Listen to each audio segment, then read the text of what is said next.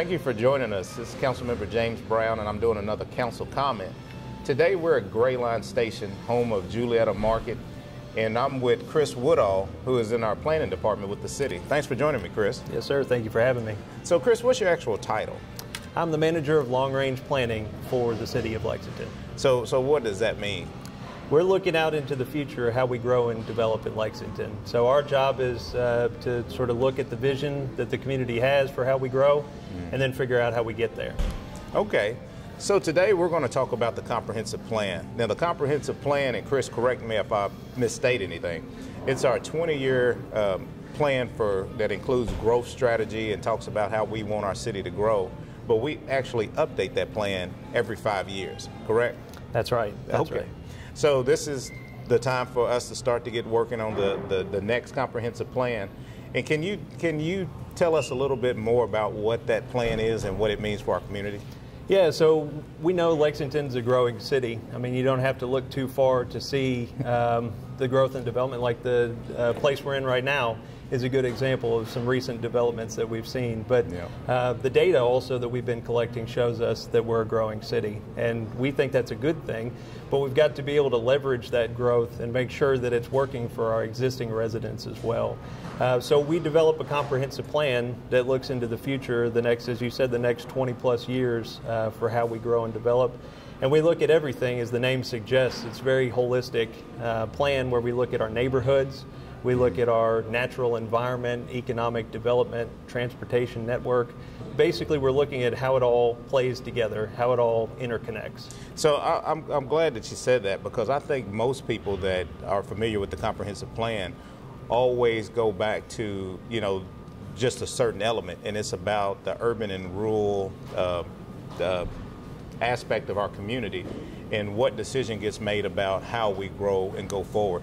So that is a component of it, but there's a whole lot more to the comprehensive plan than just that. Absolutely. Right? Yeah, that's an underlying thing that in all of our conversations, obviously, as we discuss how we grow, but there's a whole lot to it. As I said, comprehensive, it's really about everything in our physical environment in the city of Lexington, both within the urban area and the rural area as well.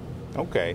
Yeah, and Lexington is growing. I mean, it's undeniable, and I think we want to grow, but I think we just have to be intentional and smart and decisive about how we grow to maximize all the good things about Lexington and our community. Absolutely. It's about how that growth plays with what's already here. How can it make it better? How can it, for example, the businesses that are here are serving the neighborhood well, serves the community well, and so yeah, that's what we're looking at, the interplay between the new development and then what's already here. Okay, so can you tell us a little bit about the process? What should the community see in regards to steps and processes in regards to the comprehensive plan? Yeah, so right now we're in the first phase of the plan, and in fact we're in the very early stages of the comprehensive plan. So right now we're talking about the goals and objectives, which really are the foundation or the base for the comprehensive plan. It's the visioning. It's sort of where we want to head. And so what we're doing right now is we're trying to gather data. We're trying to gather public input and comment and on how we want to grow as a community so we can have a shared vision for how that happens. So really this is the first phase, and we're really in the data gathering before we get into presenting any recommendations or having any official public hearings. But the council will ultimately set what that vision is, and then the second phase will be where we get a little bit more specific into the policies of how we get to where we want to go. Okay, so I appreciate that, and as a council member, we're all about, and I'm all about public input and engagement. So, can you tell us, who's going to play a role in helping the city get data, information, and provide an opportunity for the community to have an opportunity to tell us what they think about Lexington and how we grow? Councilmember Brown, we hope everybody. That's what we're looking for, really. We're trying to figure out how we can get everyone involved in this plan. There's a whole bunch of different perspectives out there. Everybody experiences the city differently, and so it's important that we take all those perspectives into consideration when we're trying to figure out, where we want to go. Yeah, yeah. So the next part of my conversation today, I'm going to talk to Richard Young with Civic Lex and the role that they're going to play with the on the table discussions that we're going to use to gather data and information. What other opportunities are out there for folks to weigh in on our comprehensive plan? Sure. So certainly on the table is an excellent way for the community to get involved on a personal level and share your own personal experiences. We've also got a couple other opportunities. As you mentioned, Commerce Lexington is going to be doing some focus groups, talking to different segments of the business community to figure out, what's working for them, what's maybe not working, where can we make some improvements and adjustments as we develop in the next 20 years. And then the Division of Planning also is going to be having a separate process where we're going to invite people in and to book an hour of our time to just talk to us about, from their organization's perspective, what do we need to hear? What does the Division of Planning need to hear? What does the Planning Commission and ultimately the Council need to hear as decisions are being made regarding, the next 20 years of growth and development in Lexington? Chris, if folks want more information about the comprehensive plan and the process, maybe the information about the previous plan, where can they get additional information? Yeah, thanks for asking. You could go to imaginelexington.com is the best place to go for that information. You can also follow us on social media, on Facebook and Instagram and Twitter, and we try to provide as much information as we can to people about upcoming events and upcoming opportunities to participate in the plan, and of course to learn a bit about the plan as well. Okay, well, it sounds like there's going to be a lot of opportunity for us to talk to folks and for the community to weigh in on what they think is best for Lexington and how we grow. Chris, I appreciate you joining me today, and as chair of the Planning and Public Safety Committee, I know we have a lot of conversations and sit in a lot of meetings deciding on how we move forward in this community, and I appreciate you and the service that you provide. Thank you very much. Good to be here. Thanks. Thank you.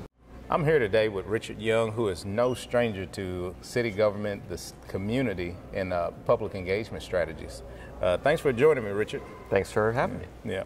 So, Richard, now you run Civic Lex, and can you tell a little bit about Civic Lex and what your mission is? Yeah, sure.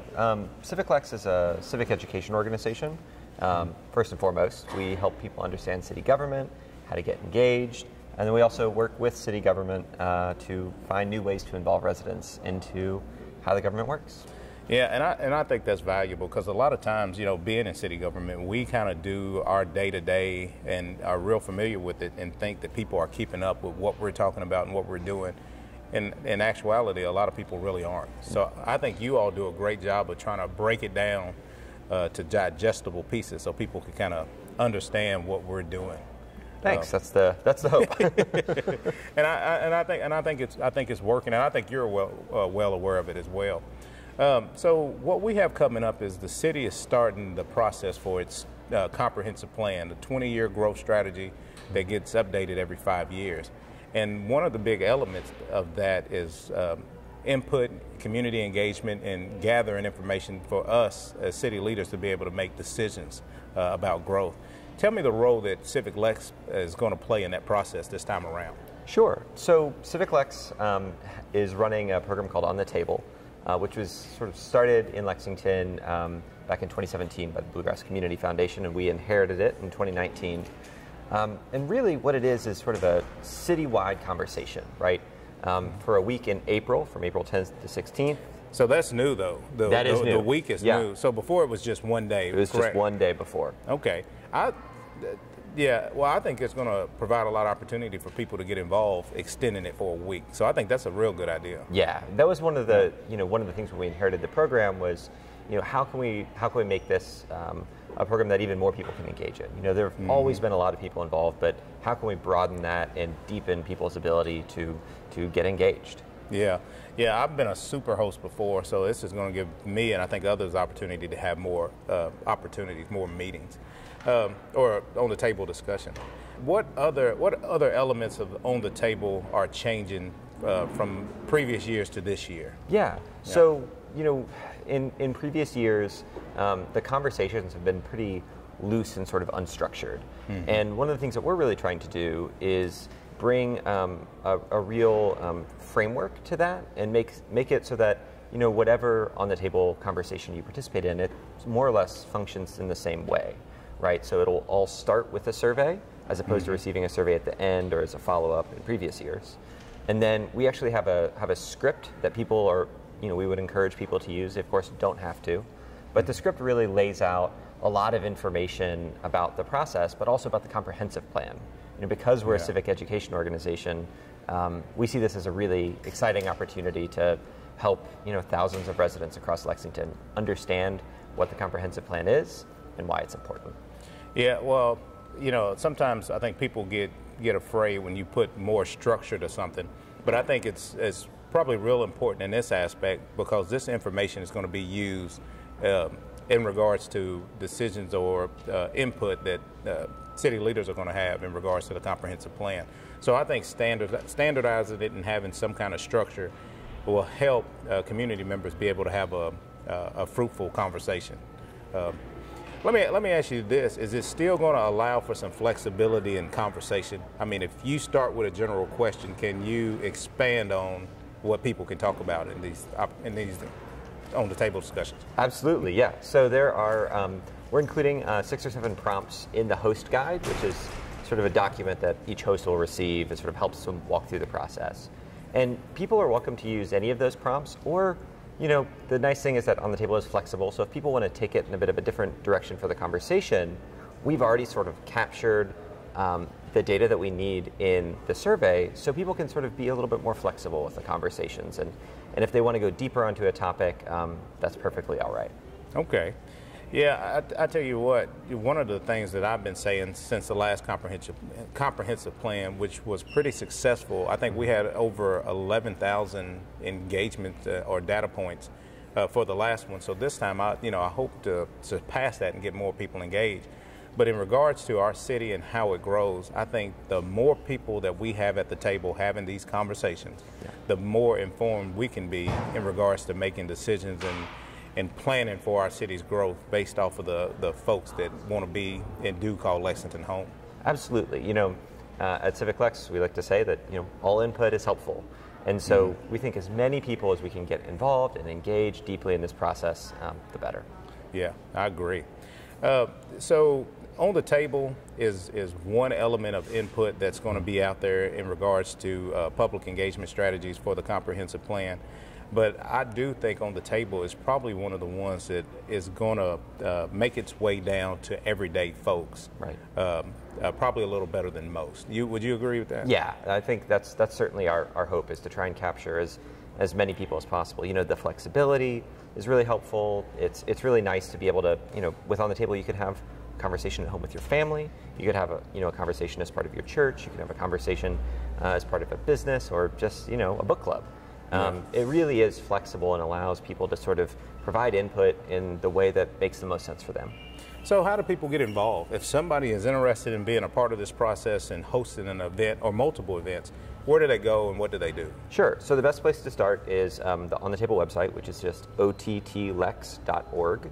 And you can go there and sign up to host. There's a pretty straightforward registration process, and once you're registered, we'll provide you with all the materials that you need to sort of host a conversation, as well as just some best practices. It may sound a little bit intimidating to host a conversation about the city's comprehensive plan, but we're really trying to make it as simple and straightforward as possible so that anyone can do it. And if you can't host, then hosting might sound complicated, but it can be as simple as just having a conversation around your dinner table, or it could be a planned event. But if that doesn't work for you, you can also register to attend a public table. So there will be dozens and dozens of public tables across the city during that entire week that anyone can just sort of show up to and make their voice heard. So you heard it here.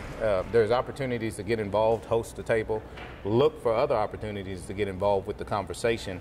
And I would encourage everyone to be a part of this process because we need to hear everyone's voices in regards to making decisions for our future.